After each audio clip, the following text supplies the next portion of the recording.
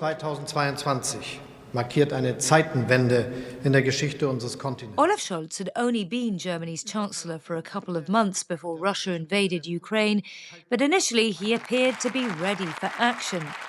There had been a turning point, he told the Bundestag, and Berlin would have to play a more active role in Europe's defence. Scholz's famous speech was initially warmly received in Brussels, but 3 years later, many there rue the day a leader promised so much, only to deliver so little. Now Scholz's absence in Europe is costing him on the German campaign trail. Zeiten ohne Wende geblieben, Herr Bundeskanzler. In a debate last week, Scholz's centre-right opponent, Friedrich Merz of the Christian Democrats, accused the incumbent of being the most negligent chancellor he'd ever seen in his dealings with Germany's neighbours, whilst Scholz shot back that Merz would take the EU to its grave. Merz's allies in Brussels have long accused Scholz of being mentally absent at the bloc's many summits, and it's pretty clear he won't be much missed. So where exactly did it all go wrong? Here's Sarah Wheaton, Chief Policy Correspondent at Politico Europe. Germany is a huge member state, so it's always been very powerful, always been very influential. But during the Scholz chancellery, it's really kind of seen a dip. And it's nothing personal against Scholz, but the reality is that his coalition is very unstable. And so we've not only seen a loss of leadership from Berlin, but we sometimes even see them essentially having to abstain in major decisions because they cannot get their act together internally. As the EU's biggest economy, with a population of 85 million, Germany has always had an outsized say on matters elsewhere. Alongside the next most powerful member state, France, the two countries had always helped to steer the EU's 450 million citizens through the bad times, through the bailouts and through the big crises. Yet Scholz appeared to dislike Emmanuel Macron right from the start. And worse, he appeared unwilling to hide that disdain, with far-reaching consequences.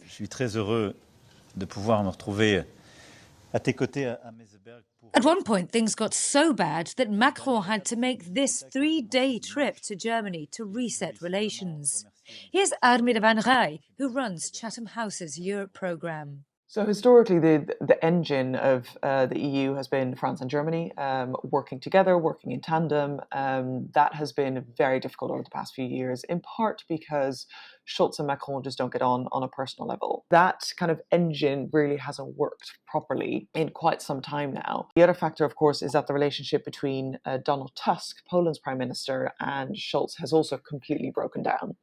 So, 3 of the EU's significant countries are not able to function together at the highest levels. That's an issue. With the French president now hobbled by his ill-fated early elections last year, there's a clamour in the Belgian capital for leadership on some of the immediate challenges that Europe faces. They don't take our cars, they don't take our farm products, they take almost nothing. From a brewing trade war with America to tackling illegal migration and how best to respond to President Trump's efforts to retrench from NATO's defence commitments. This election isn't just about who runs Germany. It's to a great extent about whether Germany can still run the EU. This is Jerry Zagoritis, a Brussels-based pollster who's advised numerous European parties. The EU is setting rules that impact German industry, that impact Germany's economy. And for the first time in decades, Berlin isn't calling all the shots. For Merz, or for anyone leading Germany as its next chancellor, the question isn't whether to engage with Europe, it's how to engage with Europe. Madam President of the EU Commission, dear Ursula. If Merz becomes the next chancellor, as polls predict, Germany's centre-right could wield more power than ever across the EU, even more than during the time of the last Christian Democrat chancellor, and her name was Angela Merkel. We, the Christian Democrats, have given leadership to the European Union. This is because Ursula von der Leyen, Merkel's protégé, is installed at the helm of the European Commission, which drafts the bloc's laws, whilst Manfred Weber, from the same party, also runs the biggest group inside the European Parliament, which passes them. Ever before. However, these three politicians don't always see eye to eye, and so it's not entirely clear that they will row the boat together in the same direction forever. Besides, not everyone in Europe is comfortable with Germany putting Germany first, as Merz has hinted he probably will. I would like to make it very clear. The competitiveness of our industry, the creation of jobs and affordable energy, these are the missions we must focus on now.